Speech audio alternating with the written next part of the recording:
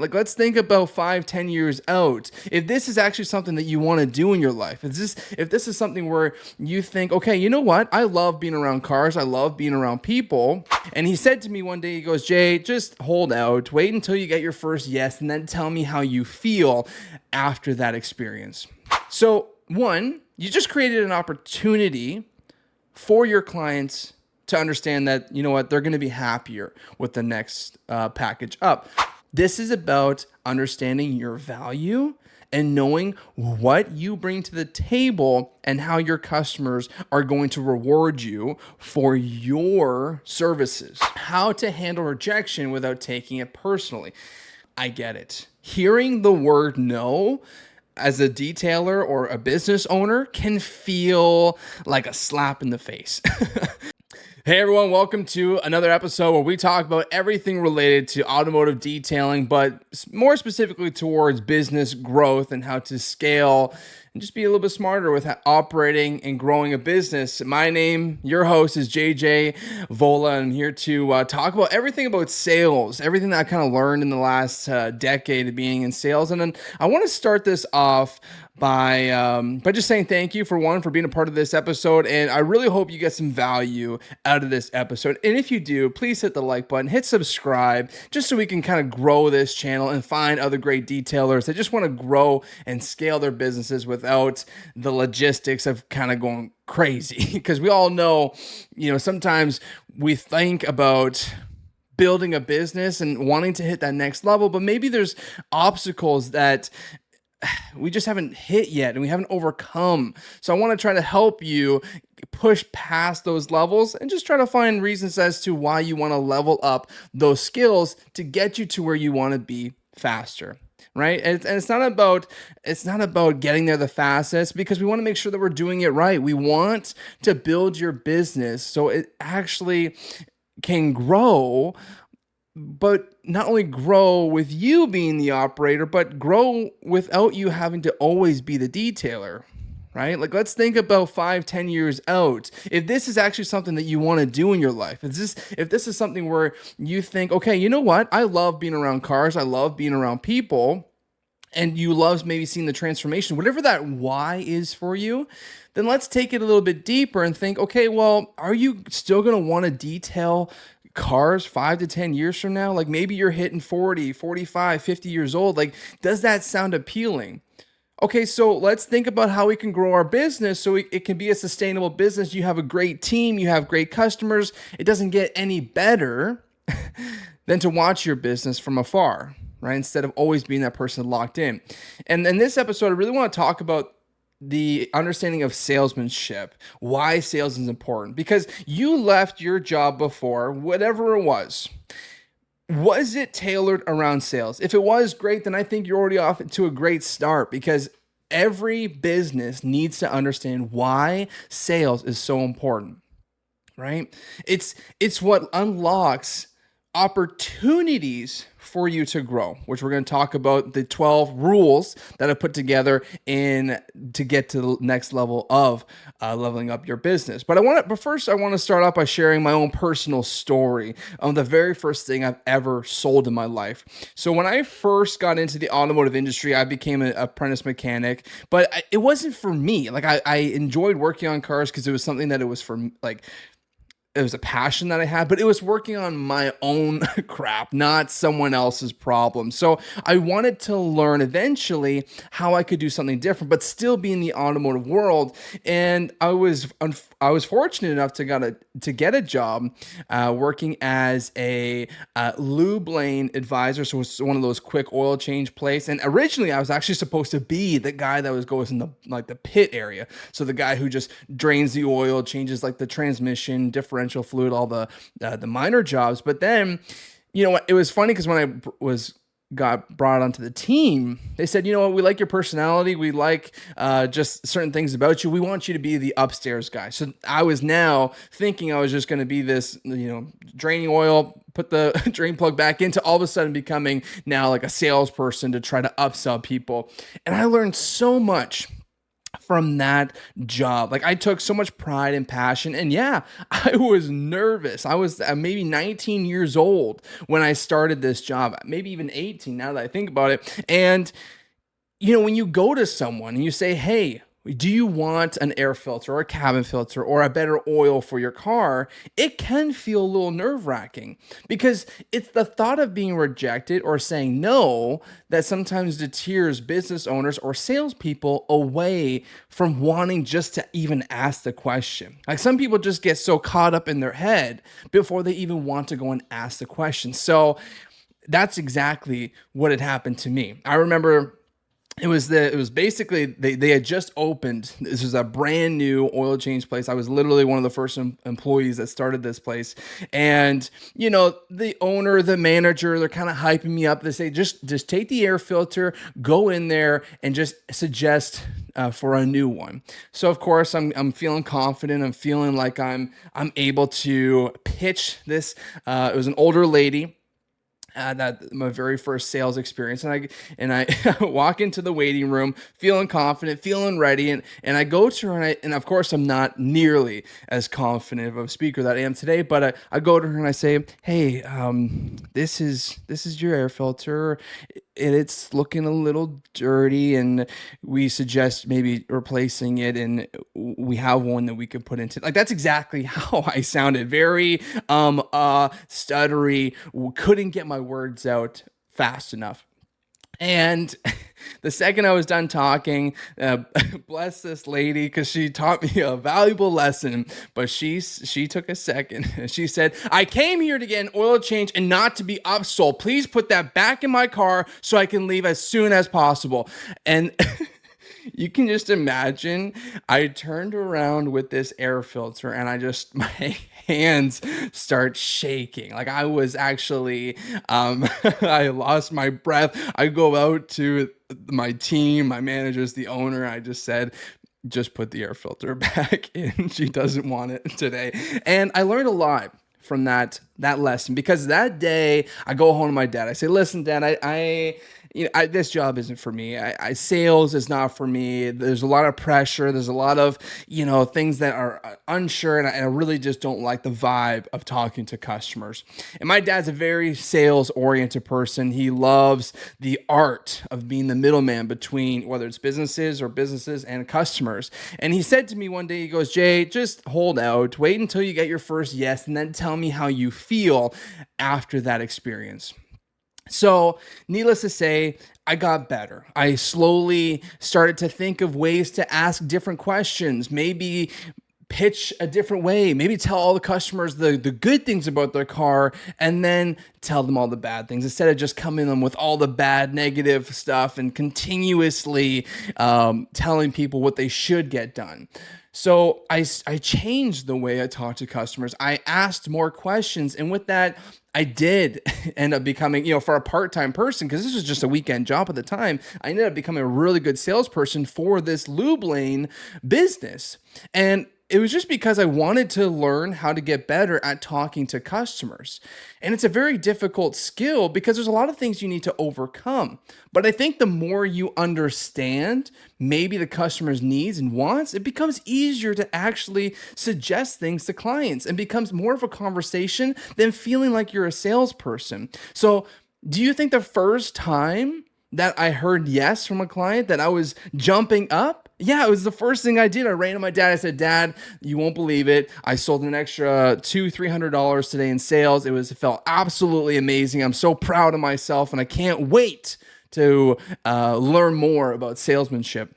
Like the art of talking to somebody doesn't always have to be salesy, pitchy, feeling like you're always stuffing some sort of upsell down your client's throats. No. It's simply about just making a suggestion based on everything that you know. And if you don't know anything about your clients, then you're not asking the right questions, okay? So sales is a part of being a business owner. Yes, customers are going to say, this is what I want to their car. Great, that's where you come in. But when you can take that and say, hey, I noticed this. Hey, When was the last time you did this to your car? Have you ever considered doing this to your car? Like, these are questions that maybe you should just start considering asking every time. So, without further ado, this is why sales is so important, because you are going to create more opportunities. So, let's dive into the 12 rules to grow your salesmanship being a business owner. So, one, sales equals survival for your business. So you just need to understand that sales is so important. Like, with no sales, there's no revenue, which means there's no business. You could be the best detailer in the world, but if nobody buys from you, then it doesn't even matter. Like, sales is the bridge between your service and your customer's wallet. So take that in consideration. When you think that the customer, it just only needs what they basically ordered or what they saw on your website, you're wrong. They need more, but you have to find out what that is. So think about how you're laying out your services. Do you have everything laid out on your website so everyone can see? Do you have all your upsells visible? Because in my personal opinion, you shouldn't. It shouldn't be visible, because if they already see it, then they're not going to think about it in the moment and think, well, you know what, that's a great idea. Like, offer your services visible for everyone to see.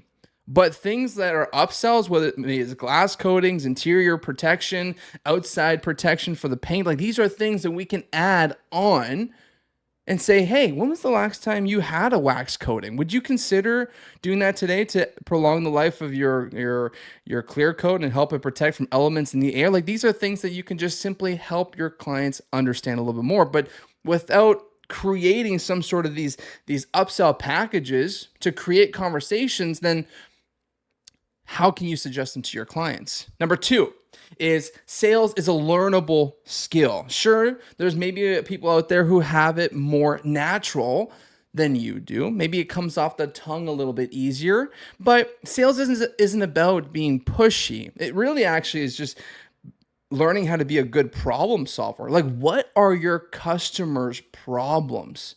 What are the solutions that you can try to create for your clients? Like, detailing, sales improves with practice and training. So you became a better detailer by detailing your 100th car, your 50th car, whatever. Like, you learned how to become a better detailer. Like, you will know and learn how to become a better salesperson for your business simply by doing it over and over and over again.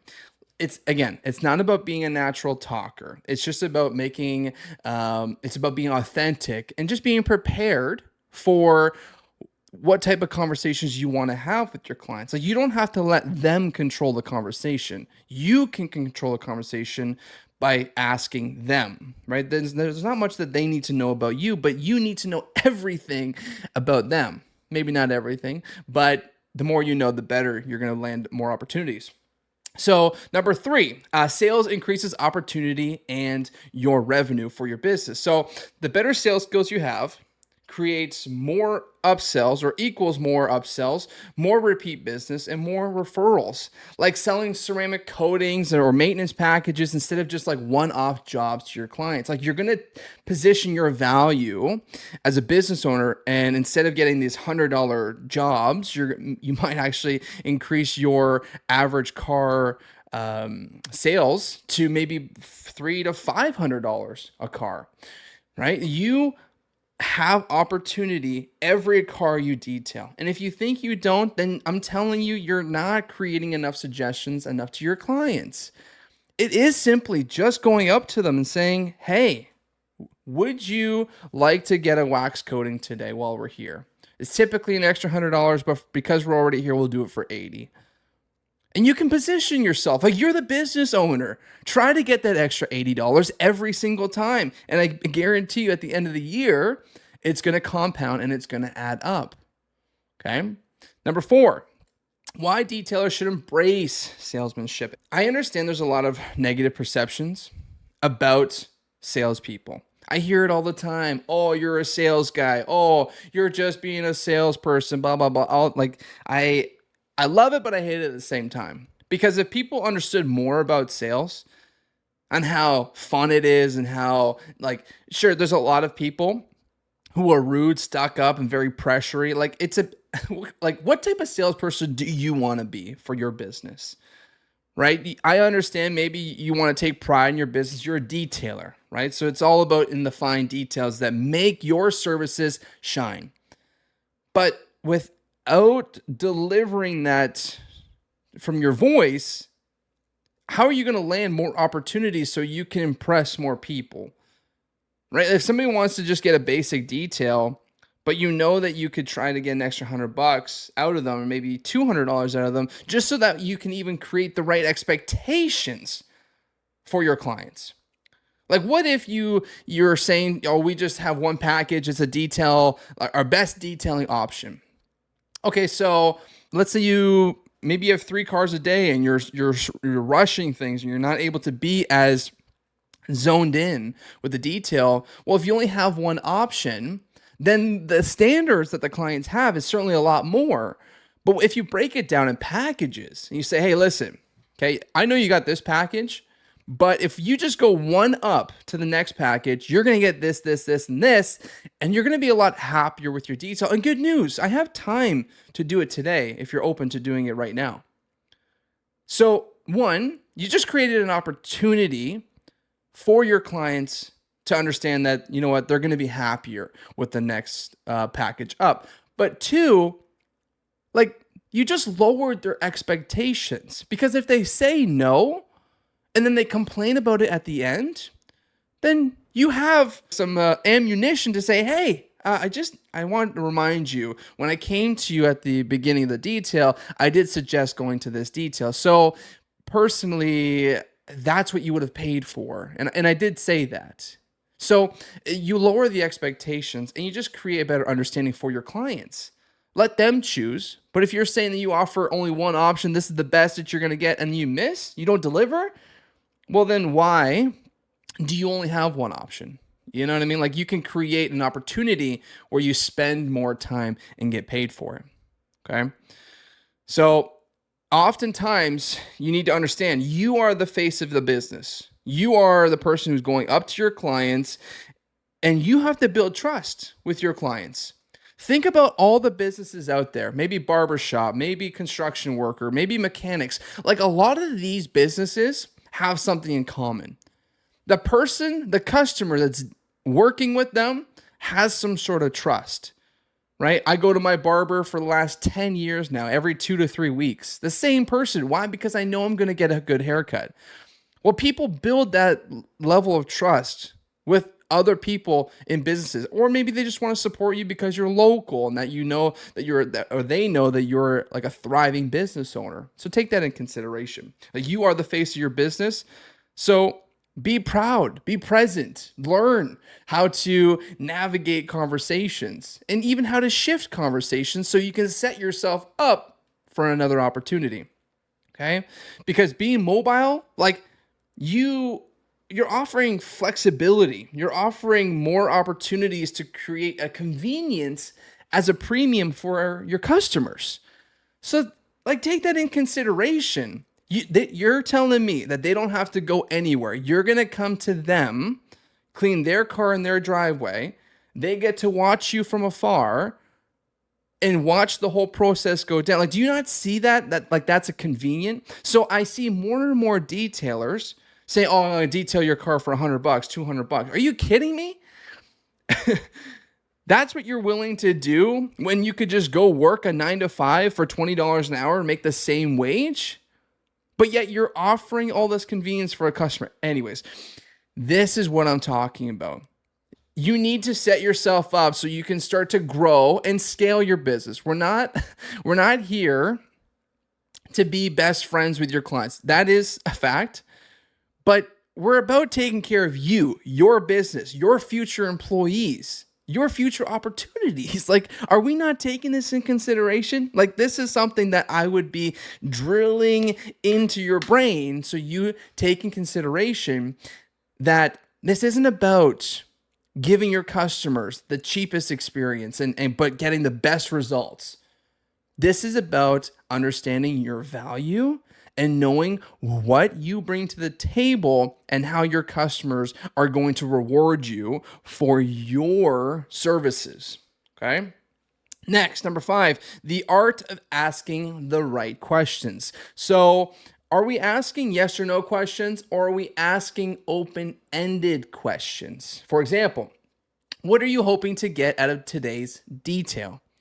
Sometimes that's just a loaded question all in itself. I just want my car cleaned. Okay, perfect. Well, is there anything in particular that you want done? Well, I want this certain stain done. And oh, do you guys do this as well? Like, there creates a conversation point. Okay. Next, is this your daily driver or a weekend car? Right. That's another great question, just to find out a little bit more about how this customer treats their car.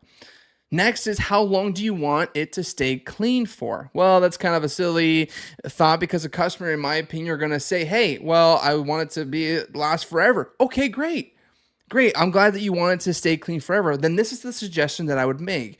If you're open to it, I have an option to ceramic coat the outside. It's going to preserve the time of how long your car stays clean. Again, I understand the logistics of car getting dirty the next day, but that's what you're trying to sell to them, right? The protection, the coating, it lasts longer. Same with the interior. It's easier to clean. So when you ask a question like that, it can be followed up with a suggested service that you have. So good questions uncover pain points, so that way upsells become more natural, right? And sometimes the more creative your questions are, the better outcome that you're going to have. Rule number 6, sales without feeling salesy. And this takes a long time to learn how to educate your clients. So a lot of times you need to learn how to educate yourself and how to dumb it down for your clients to understand. Okay, so we're not here to create this pitch, this perfect pitch of, hey, this is what I offer, this is what's getting done, this is the upsells that I offer, blah, blah, blah. Like, just understand we're trying to explain the benefits, not the features. So for example, maybe a ceramic coating job, you're trying to suggest a ceramic coating. Well, a ceramic coating makes washing cars easier and keeps the paint looking glossy for years to come, versus saying, oh, this has a 9H hardness formula. Like, who cares? Right? Maybe the one-off person is going to care what's inside the bottle and how it's going to cure with the vehicle and what they need to do to maintain the ceramic coating. Absolutely. But they want to know what they're getting from it. Okay, so you're telling me it's going to protect the outside of my car, it's going to look better, it's going to feel smooth all the time. So it's a learning about how to be a consultant for your clients more than a closer. Like, we're not here to tell a client, which I've used this line many times in being in car sales, well, what could we do today to earn your business? Well, it's not about negotiating your prices. Your prices are your prices. If you want to offer a discount to your clients because you're trying to offer more, then that's different. You're already there. It saves you a trip from coming back, so you can take that into consideration. And sometimes by offering just a little bit off, it creates an opportunity where a client says, yeah, you know what? You are already here. And you know what? Yeah, I have nowhere to be. So yeah, go ahead. Today's a great day to do that. Like, this is what, again, you educate, you learn your products, you learn how to create the benefits and solve your customers' problems. I'm telling you, you're going to get better with how you deliver each and every pitch or upsell to your clients. Number 7, how to handle rejection without taking it personally.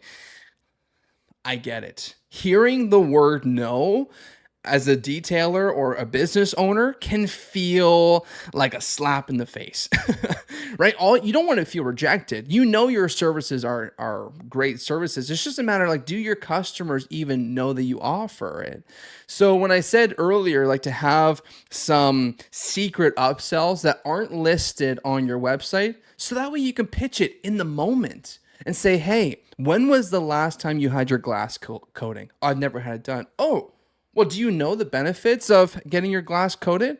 It's going to help you see it maybe at nighttime, rain. It's going to help you use your wipers less. That's a great way of having better visibility Okay. So for a lot of people, right? Let's take that in consideration. A lot of people 40 and up, okay, I hate to call the old people old, but things just don't work the same. So vision for a lot of people is a concern. I'm not trying to jab anybody, but it's just a fact. People want to be more safe when driving at nighttime or in the rain. So this creates an opportunity for you, every client you talk to. But when you hear the word no, say, oh, no, I don't want the glass coating today. Okay, no worries. Maybe that's something we can consider next time. Leave it at that, right? Let them think about it. And every time they look through their windshield when when it's raining and they're using their wipers, they'd be like, oh, maybe I should use that coating. Like, rejection's okay, and it's how you handle it. And by the way, when someone says no, it doesn't mean you lower your quality of your detail, right? Like, oh, that customer said no, so I'm not gonna do a good of a job on the detail. No, you're gonna still deliver because you want that customer to feel wowed. Because number 8 is when you're gonna follow up, because follow up is where the money is. Most detailers never even follow up. So maybe you should be the one that does. You could use a CRM system or maybe something in your calendar that reminds you to follow up with a certain client.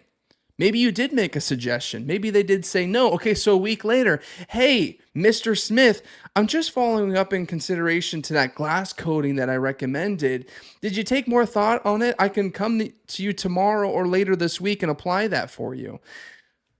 Like, imagine if you followed up with your clients on a suggestion that they said no to, but then they had time to think about it and go, maybe that's actually something worth considering.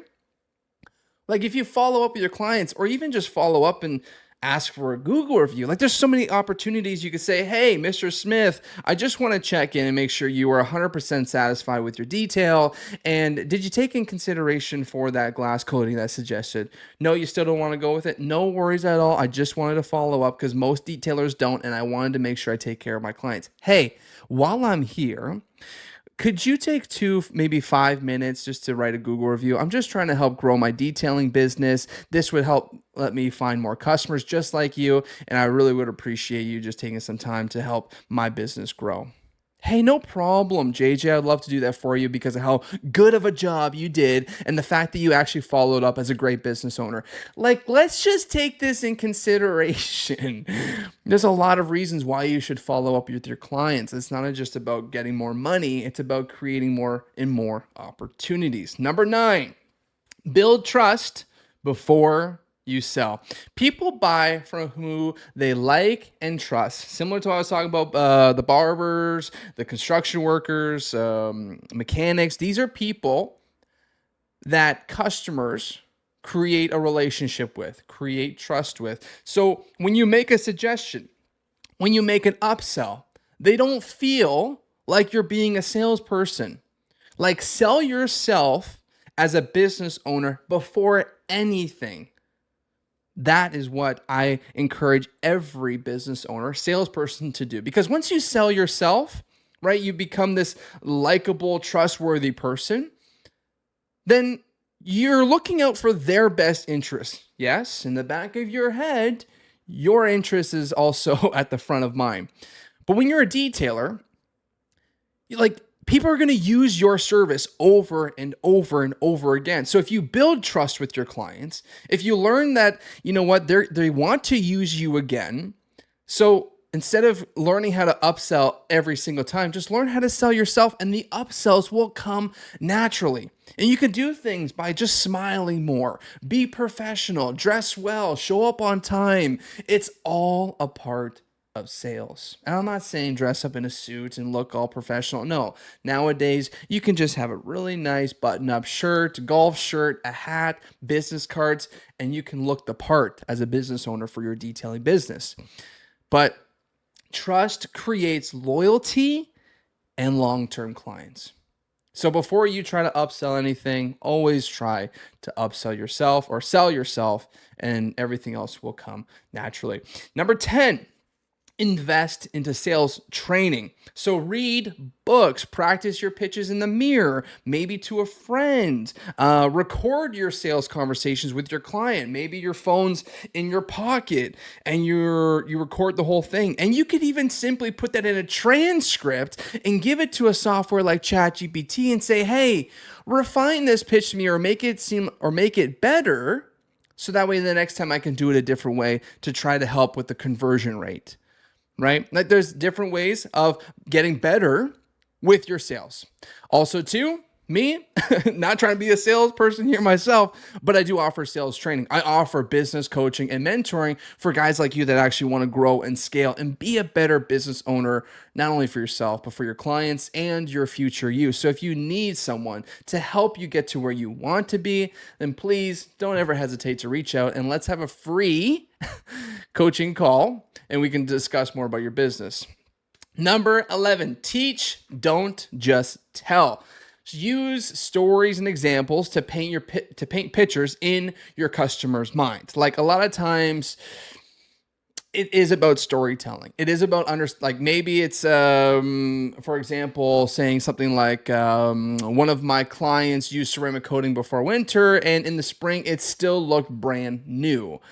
Oh. So people do get ceramic coatings done in the wintertime. Yes, of course they do. Absolutely. It doesn't matter when you get it. It's just a matter of how you take care of your ceramic coating and your car that's going to preserve the life of your vehicle. But the sooner you get it, the better, because we want to protect your car. Like when you have that type of education right off the bat and to educate your clients to get a ceramic coating done, it makes it easier for them to instantly reflect on what you're saying, in a sense of, in that moment, they might be tossing and turning. Oh, I want to wait till spring because that way I get the best out of life. Well, no, just educate them. Say it doesn't really matter. You're going to hit the first snowstorm anyways. So why not get it when you first get the car, when there's less swirl marks, scratches, etc. So like teach your clients, educate them. And if you're not educated, don't bullshit somebody, because a lot of times they can read through that too. Like don't just make something in your head in a given moment because that's what the customers wants to hear. No. You need to be educated as well. So that way it comes off of your tongue a lot smoother and easier. Number 12, last but certainly not least, create a sales script or even just like a framework so you can stay consistent with every client and just stay confident. In the beginning stages of learning how to upsell, you're going to be mumbling. You're going to say, all these things. Okay, so then get better with it.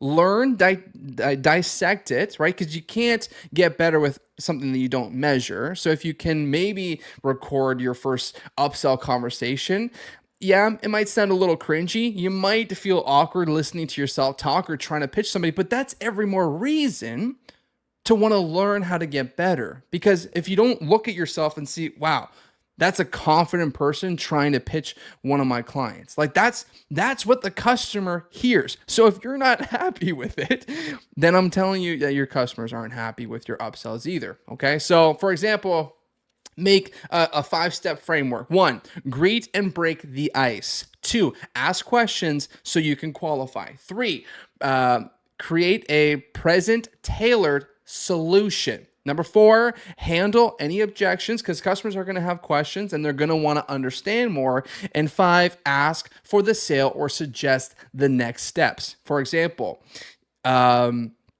looks like I have some time today and I have availability to do it right now, and it's only going to add maybe an extra half an hour to an hour to your detailing appointment today. Is this something that you would like to go ahead with today to maximize your experience with us? Like, however way you want to word it, it has to be tailored to you, right? If you read it from a script or if you find something, you read it over and over and over, like you don't want to sound like a robot. But you need to understand what's first. Okay, so maybe have a fun joke with your clients. That, for me, laughing is a great formal way of breaking the ice with my clients, right? Then they get to laugh. They get to not feel so much pressure. Like, oh, okay, this guy seems funny and genuine and just wants the best for me and my vehicle. Like that is something that you could do for yourself, but in a different way. Like not everything's always about being serious, but not everything's always about making jokes and laughing everything off. But finding a way to connect well with your clients. And I'm going to tell you, not every client is the exact same. When I used to work at Leggett Chevrolet, one moment there's somebody coming in and buying a $20,000 Chevy Cruze, and then 10 minutes later looking to come in and buy a Cadillac Escalade. These are two different clients. But the more you learn how to talk to these two different clients and make suggestions, it makes it easier to relate to. So if you are a car enthusiast, maybe they have a sports car. Well, to them, you're just another guy who appreciates their car. But if you have the understanding of being able to ask questions of like, hey, how are you able to obtain something like this? I would love to get there one day. Boom, you just created a conversation piece for you and to relate to your customer, which they're going to feel more open to want to work more and more with you or suggest you to their friends because you did such a great job on their car. There's a lot of opportunity when it comes to sales. And I think you're missing the boat if the fact that you started a business, you got all the equipment that you needed, vacuum, polishers, power washer, mobile setup, like everything you can ask for, but you don't know how to upsell your clients or how to talk to your clients. I think we're missing the boat, because I guarantee you there are detailers out there that have less equipment than you, but are making more money because they know how to engage, they know how to talk, and they know how to ask the right questions. So without further ado, learn more, hit that follow button, hit that subscribe button so you can learn how to grow your detailing business more effectively and efficiently by JJ Vola. I appreciate you being a part of this podcast today. If you have anything or want to have one-on-one coaching to level up your business specifically, then please reach out to me. You can find us at The Detail Consultant on Instagram, Facebook, TikTok, wherever your social media is. And let's grow your business together, because I would love to be a part of your journey. But hey, thank you so much for being part of this podcast, and we'll see you in the next one.